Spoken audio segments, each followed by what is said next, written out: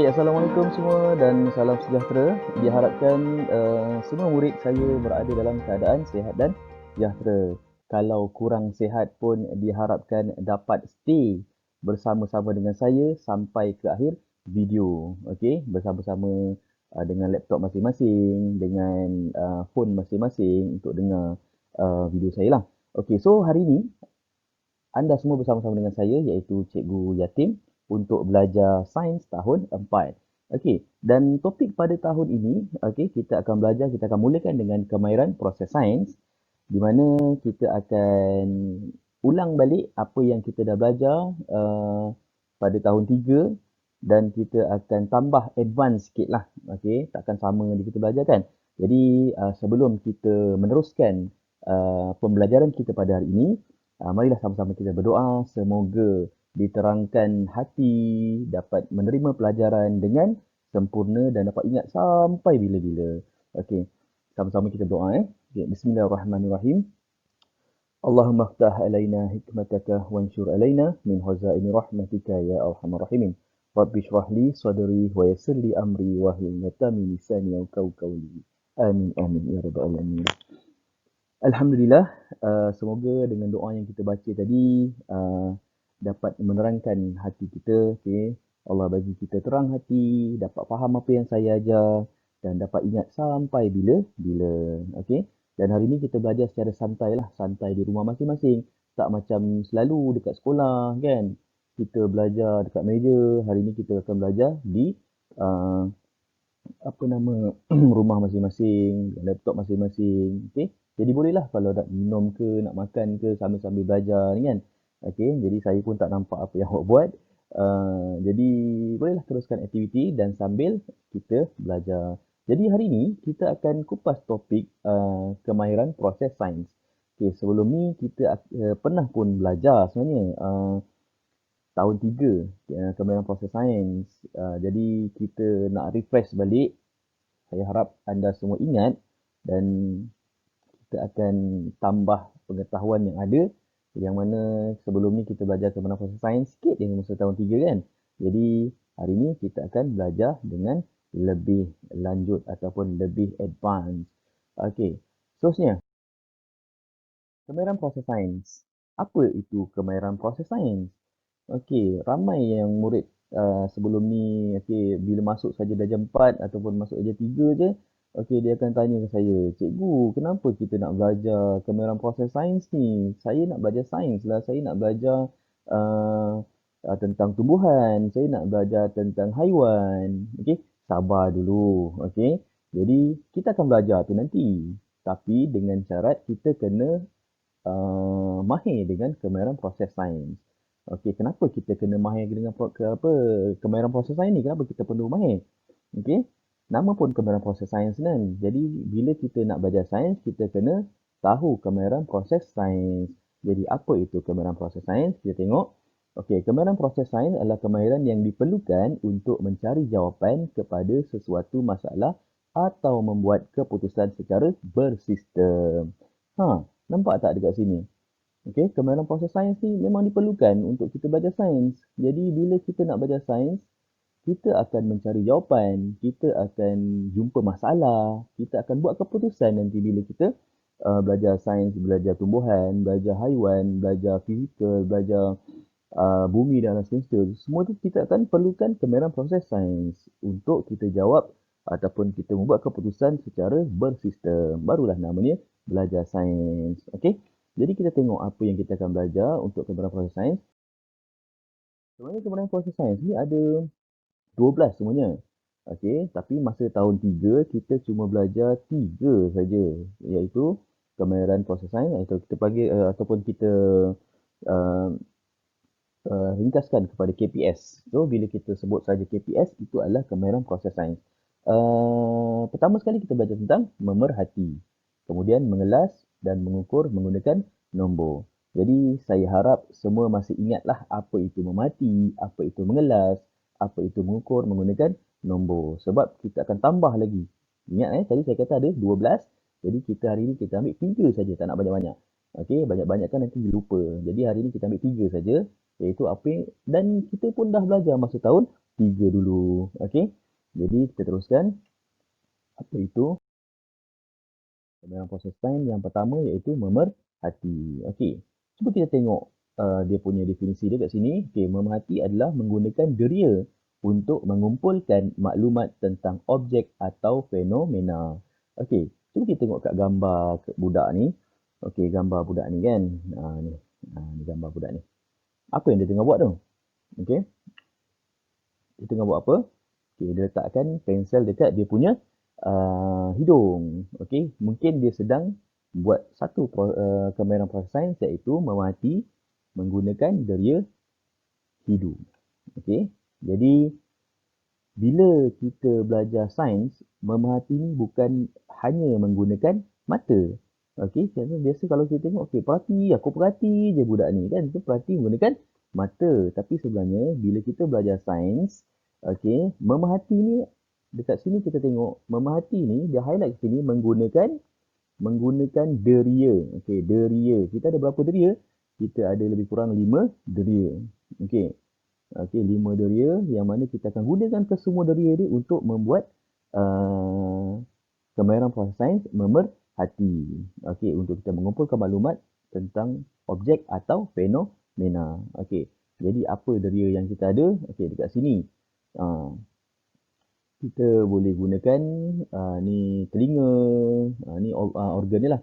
Okey, telinga ni untuk mendengar. Jadi deria lihat, deria rasa, dan tangan ni deria sentuh, dan juga hidung ni deria hidu ataupun bau lah, deria bau. Okey, contoh kalau kita dapat sebiji durian. Okey, jadi saya kata okey, perhatikan durian tersebut. Bukan kata kita tengok saja durian ni, oh durian tu berduri tajam. Okey, memang tu kemahiran proses sains memerhati yang pertama iaitu kita gunakan deria penglihatan, berduri tajam. Okey, kita nampak dia berwarna hijau. Okey, dan sebenarnya bila kita kata berduri tajam, kita boleh sentuh. Bila kita sentuh, kita akan gunakan deria rasa kita, deria sentuh kita. Okey, kemudian kita gunakan hidung untuk menghidu. Okey, kita hidu bau, harum ataupun busuk. Okey. Jadi durian ni subjektif lah. Ada orang kata durian ni harum. Ada orang kata durian ni busuk. Okey, macam saya tak suka makan durian. Jadi saya rasa durian ni sangat busuk lah. Saya kadang-kadang saya pening kalau bau durian ni. Tapi saya makan durian. Saya makanlah sikit-sikit. Okey, saya tak makan banyak. Saya bukan hantu durian. Okey, seterusnya kita juga boleh gunakan lidah kita untuk rasa. Okey, jadi itu juga dikira sebagai kemahiran proses sains memerhati. Okey, kita gunakan lidah untuk rasa. Okey, tangan untuk sentuh durian tersebut, dan kita boleh gunakan telinga untuk dengar. Tapi durian ni ada bunyi ke? Tak ada kan? Okey, jadi kalau tak ada bunyi, jadi kita tak gunalah untuk telinga atau dengar. Okey, seterusnya. Proses sains yang kedua iaitu mengelas. Okey, apa dia mengelas? Okey, mengelas ni adalah mengumpulkan objek atau fenomena berdasarkan persamaan dan perbezaan. Okey, kalau kita perhatikan dekat gambar yang saya sertakan ni, okey, orang ni sedang mengelas. Okey, kalau kita tengok ada 1, 2, 3, 4. Okey, ada 4 balang. Dia disediakan 4 balang di mana setiap balang ni diletakkan objek yang dalam kelas yang sama. Jadi apa ciri yang digunakan untuk mengelas kat sini? Okey, siapa tahu? Saya harap semua tahulah. Jadi sebab ni adalah video, jadi saya tanya, sayalah yang jawab sendiri. Okey, tak apa. Nanti bila kita berjumpa di kelas nanti, bolehlah saya tanya, semua jawab. Okey, dekat sini dia gunakan ciri warna. Okey, dan ciri yang digunakan adalah warna. Jadi dekat sini balang yang ni, balang untuk objek yang berwarna merah. Yang sini objek yang berwarna hijau. Yang sini objek yang berwarna biru, dan sini objek yang berwarna kuning. Ini dinamakan sebagai mengelas. Okey, tak semestinya objek ni permainan ni. Okey, kita boleh juga kelaskan haiwan, kita boleh juga kelaskan tumbuhan mengikut ciri-ciri yang ada pada tumbuhan ataupun haiwan tersebut. Jadi harap semua faham. Okey, dan yang ketiga, kita akan belajar mengukur menggunakan nombor. Okey, apa dia mengukur menggunakan nombor? Okey, mengukur menggunakan nombor ni adalah membuat pemerhatian secara kuantitatif dengan menggunakan nombor dan alat piawai yang standard. Okey, membuat pemerhatian lagi. Okey, jadi apa beza dengan yang tadi? Okey, yang tadi memerhati, kita memerhati secara kualitatif. Okey, kualitatif ni tak ada melibatkan nombor. Kita tengok, kita sebut.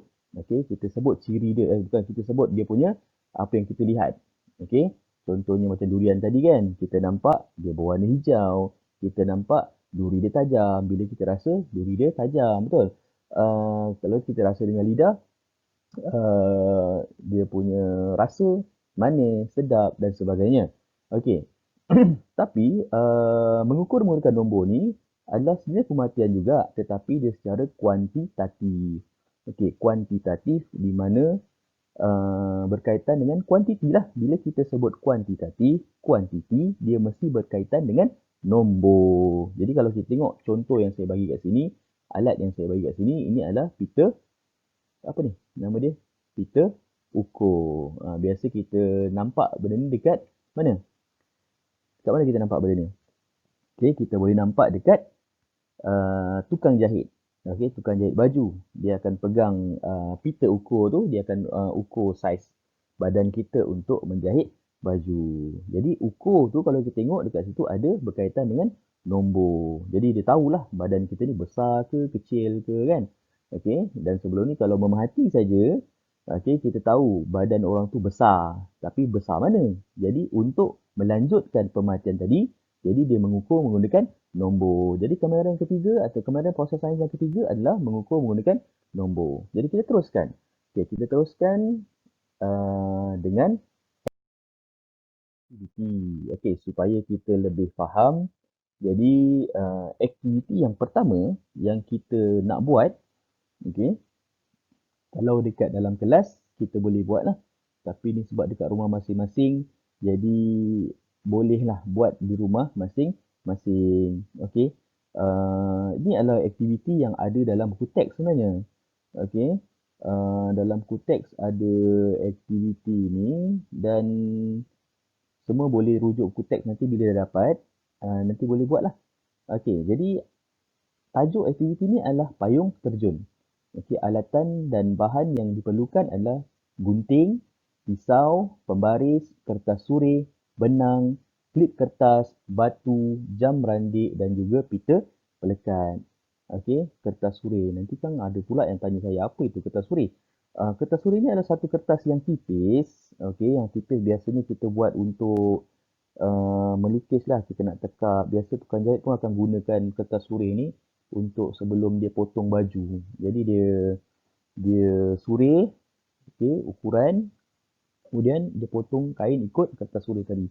Okey, dia sama macam kertas biasa tapi dia tipis lah. Kalau kita letakkan dekat apa nama satu bahan tu, dia nampak belakang dia. Dia bersifat lut cahaya lah. Okey. Nanti kita akan belajar apa dia lut cahaya. Okey. Langkah yang pertama, kita kata lakarkan dua bentuk segi empat. Okey, dua bentuk segi empat sama berukuran 25 cm. Okey, potong dan lubangkan pada bahagian tengah kertas surai. Ni. Nampak ni. Okey, ni. Dia punya yang jalur-jalur ni adalah yang akan dipotong nanti. Jadi 25 kali 25. Okey, kemudian langkah yang kedua, potong 4 utas benang sepanjang 30 cm dan lekatkan pada setiap sudut kertas. Satukan semua hujung benang dengan mengikatnya. Okey, harap semua faham. Nanti saya akan tunjukkan lebih lanjut. Okey, seterusnya yang ketiga, hasilkan payung terjun. Kedua, kemudian gantung klip kertas yang diikat pada batu pada bahagian hujung payung terjun. Jadi maksudnya kena buat dua lah. Okey, satu kita ikat dengan benang saja dan satu lagi kita gantung dengan batu dan juga klip kertas. Okey, dan keempat, secara serentak jatuhkan payung terjun dari tempat yang tinggi. Perhatikan masa yang diambil untuk kedua-dua payung terjun jatuh ke lantai. Okey, kita tengok. Saya ada video lah untuk aktiviti ni. Okey, jadi kita boleh tengok, perhatikan video ni dan kita boleh lebih faham lah. Okey, so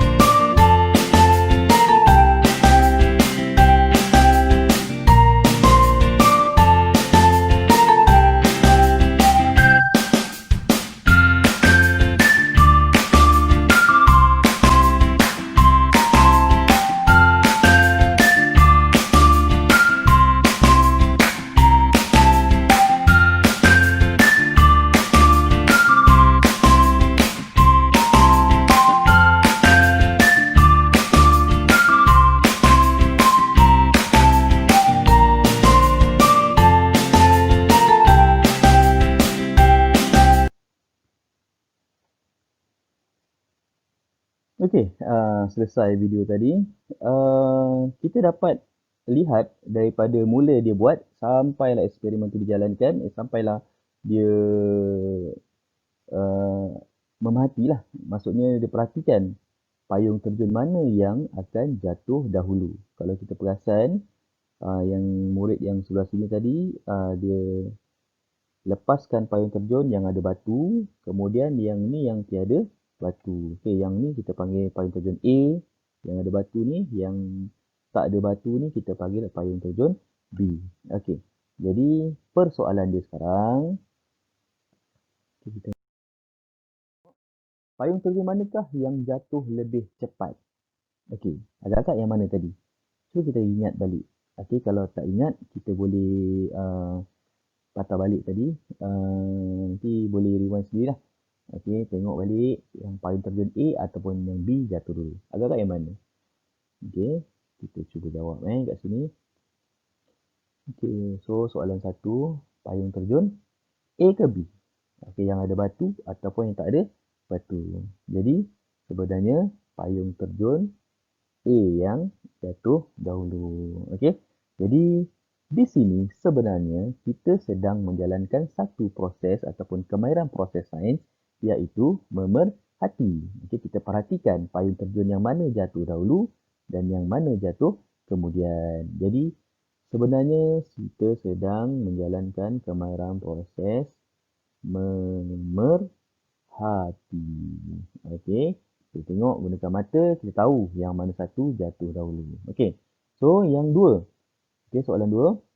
Jika payung terjun ini dibina dengan lubang yang berada di tepi, apakah yang akan dapat kamu perhatikan? Okey, apa maksud dia? Okey, contoh okey, ni payung terjun tadi kan. Okey, dia bentuk kena lebih kurang lah Okey, ni tali dia. Okey. Tadi kan eksperimen tadi dia letakkan lubang di tengah-tengah sini, betul? Okey. Tapi kali ni dia kata jika lubang tu berada di tepi. Kat sini. Letakkan lubang kat tepi. Okey. Apakah yang akan dapat kamu perhatikan? Okey, apa yang akan dapat kita perhatikan kalau lubang dekat tepi? Agak-agak lah. Tak apalah. Oleh kerana ni video, jadi saya tanya, saya jawablah sendiri. Okey.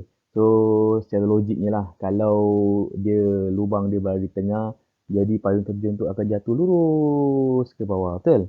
Okey, jadi disebabkan lubang dia berada di tepi, okey sini, jadi payung terjun tadi tak akan jatuh dengan lurus. Mungkin dia akan goyang-goyang macam ni ataupun dia akan sup ke tepi. Okey. Jadi jawapan dia payung terjun tidak akan jatuh lurus. Okey, mungkin dia akan jatuh ke tepi. Ataupun kita juga boleh jawab, payung terjun akan jatuh ke tepi. Okey, so itu adalah satu proses pemerhatian di mana kita kena jalankan dekat rumah, dekat mana-mana kita buat dan kita perhatikan apa yang berlaku. Jadi, barulah kita boleh buat pemerhatian di mana kita sedang menjalankan kemahiran proses sains yang pertama iaitu memerhati.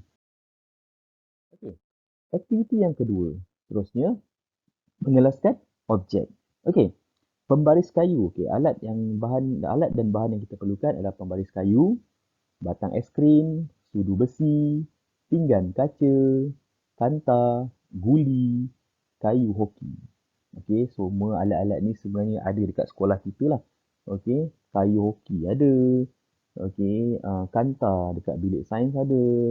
Okey, guli pun ada kat bilik sains, pinggan kat rumah kita ada. Okey, pembaris kayu pun ada. Jadi, kalau kita tengok dekat gambar yang saya sediakan ni, okey, kita ada pembaris kayu, kita ada batang aiskrim yang warna merah tu sebenarnya batang aiskrim Dia dah siap warna kan. Okey. Boleh tak kita kelaskan ataupun kalau kita tengok soalan yang pertama, pilih satu ciri yang boleh dikenal pasti untuk mengelaskan semua objek. Okey. Apa ciri yang kita boleh gunakan untuk kelas objek tersebut? Okey, maksudnya kita kumpulkan dalam satu balang. Tadi balang kan? Okey, contoh tadi balang. Tapi ini kita tak guna balang lah. Okey, kita gunakan satu cara iaitu kalau kita tengok yang soalan kedua, bina jadual pengelasan ciri sepunya yang berbeza. Okey. Maksudnya, okey, kita kena buat jadual. Okey, takkan kita dah letakkan balang tak? Okey, kita buat jadual. Okey, jadual. Okey, nanti kalau nak buat jadual pastikan gunakan pembaris lah kemas sikit. Okey, kalau saya buat ni sebab saya gunakan komputer takkan nak guna pembaris. Okey, so kita ambil yang pertama, ciri. Okey, apa ciri yang kita nak gunakan untuk yang pertama ni, kumpulan yang pertama ni.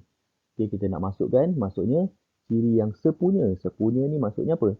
Okey, sepunya ni maksudnya yang samalah. Okey. Jadi, kita ambil satu kayu hoki.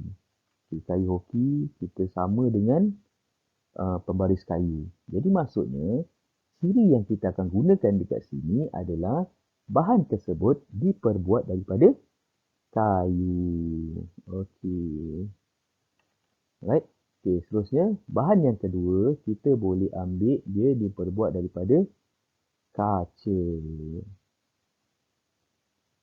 Okey. Okay. Jadi kita kelaskanlah. Yang pertama kita ambil sini apa ni? Kayu hoki. Kayu, tulisan saya pun. Okey. Kayu hoki. Okey, yang kedua kita ambil yang sama iaitu sepunya pembaris kayu. Okey, lagi kita boleh ambil apa ni? Batang aiskrim.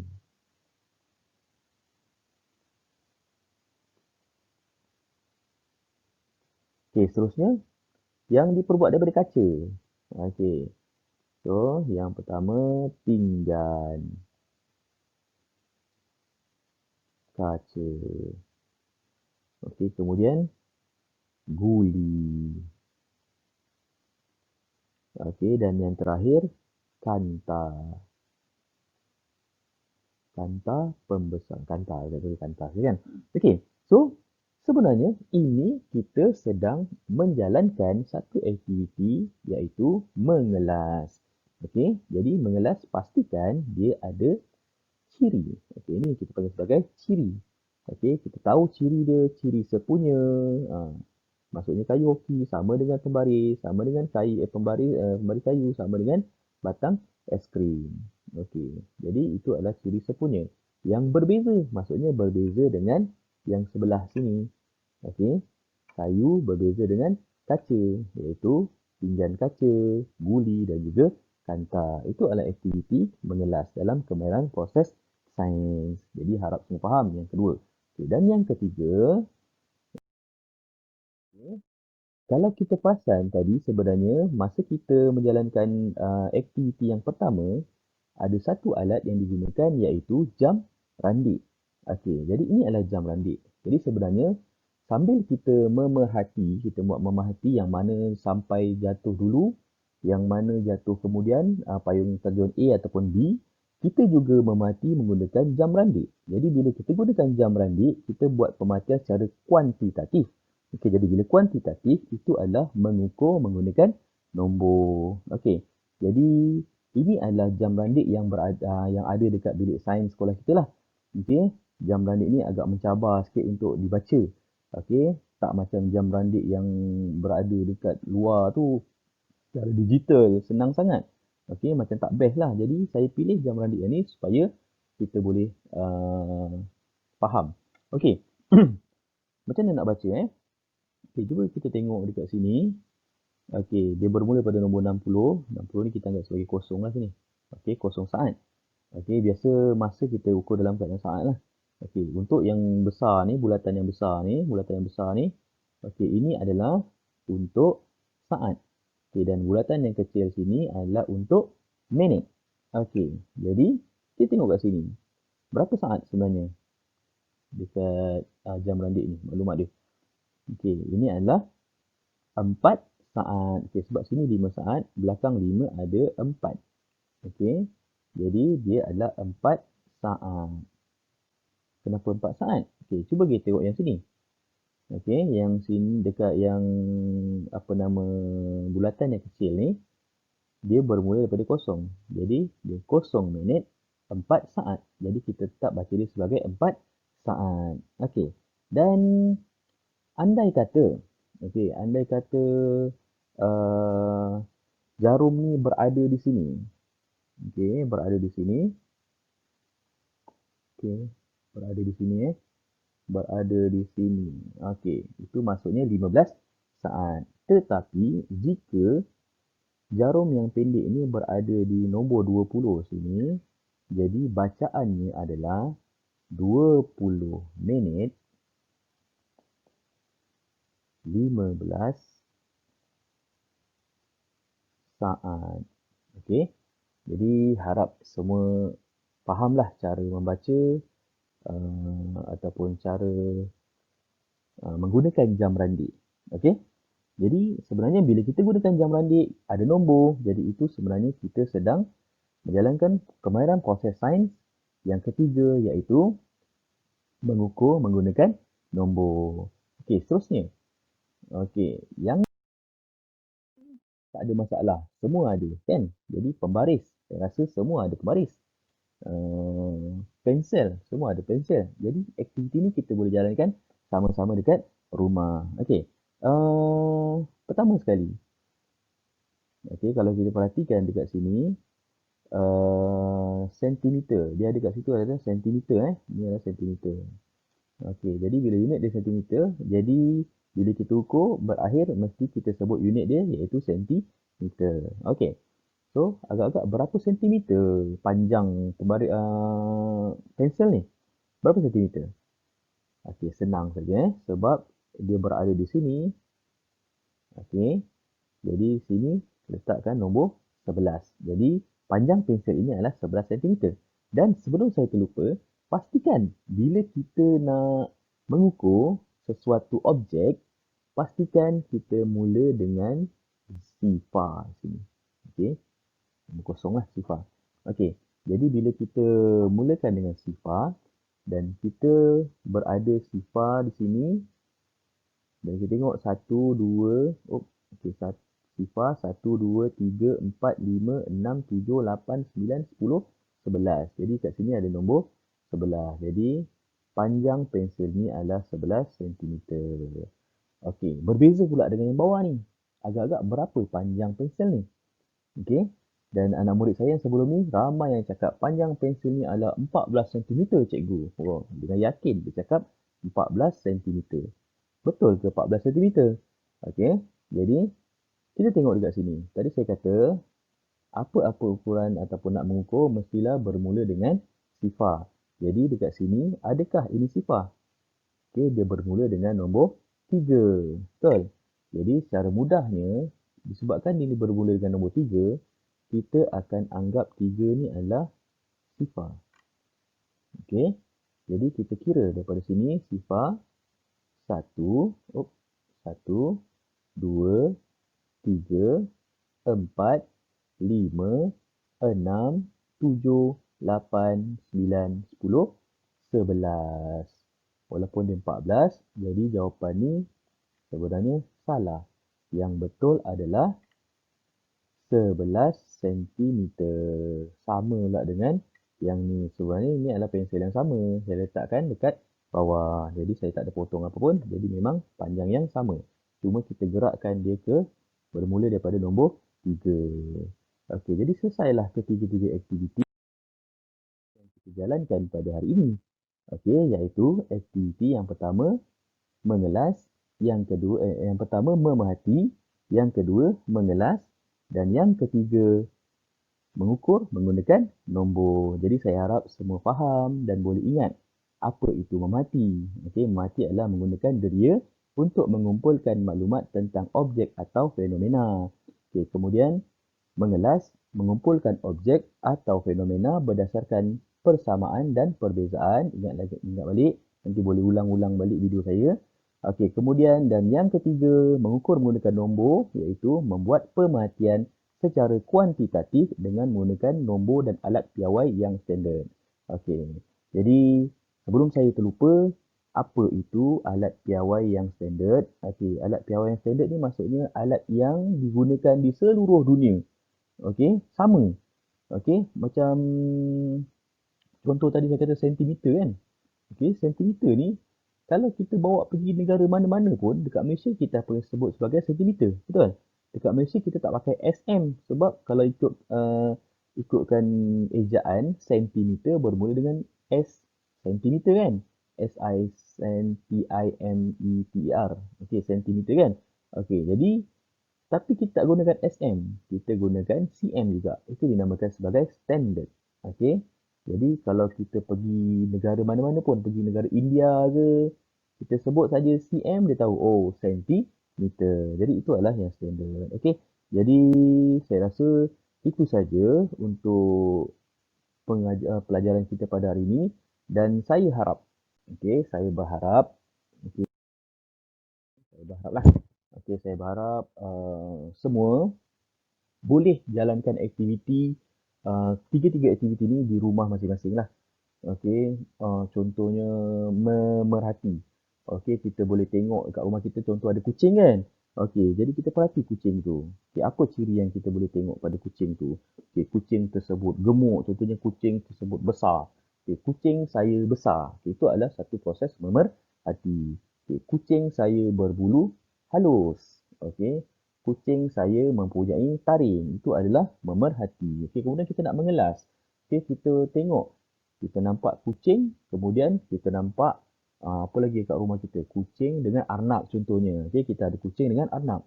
Okey, kucing dengan arnab ni kita boleh kelaskan dalam satu kelas yang sama, iaitu kita gunakan satu ciri, contohnya ciri dia berbulu halus. Jadi kucing dengan arnab berbulu halus, jadi dia adalah dalam satu kelas. Okey. Seekor lagi lembu. Okey. Lembu boleh tak kita kelaskan dengan kucing? Adakah dia mempunyai sifat yang sepunya? Ya. Okey. Kucing, arnab, lembu mempunyai sifat yang sepunya. Okey, sifat sepunya dia adalah pertama sekali berbulu halus. Okey, yang kedua tadi kita boleh tengok pada kaki dia. Okey. Ketiga-tiga haiwan tersebut adalah berkaki 4. Okey, kemudian kita juga boleh kelaskan ayam dengan burung. Okey. Ular dengan cacing contohnya. Ular dengan cacing apa ciri yang sepunya dia? Ciri sepunya dia adalah tidak mempunyai kaki. Dan yang terakhir, aktiviti yang terakhir adalah mengukur dengan menggunakan nombor. Jadi kita bolehlah ukur dekat rumah kita ada meja, okey. Kita boleh ukur dengan baris. Okey, dekat rumah kita ada contohnya kita nak kayu basikal. Okay, tapi kayu basikal kat luar, jadi kita kena duduk rumah kan.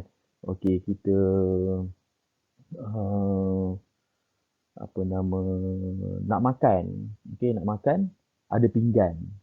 Okey, jadi pinggan tu kita boleh ukur pinggan tu. Okey, jadi alat yang kita ada kat rumah lah.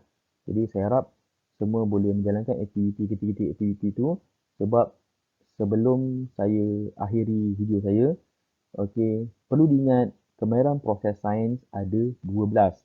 Jadi hari ni kita baru belajar 3. Jadi saya harap semua akan mahir. Okey, saya harap semua mahir dengan ketiga-tiga kemahiran proses sains ini, sebab kita akan pergi lebih advance kemahiran proses yang keempat, kemahiran proses sains yang keempat, kelima, dan seterusnya sampai 12. Okey, barulah kita masuk topik yang lebih menarik tentang haiwan, tentang tumbuhan dan sebagainya. Jadi itu saja. Jadi saya harap semua dapat belajar dengan bersungguh-sungguh walaupun berada di rumah. Jadi uh, ucapan saya yang terakhir adalah stay at home. Okay, kita jaga kita.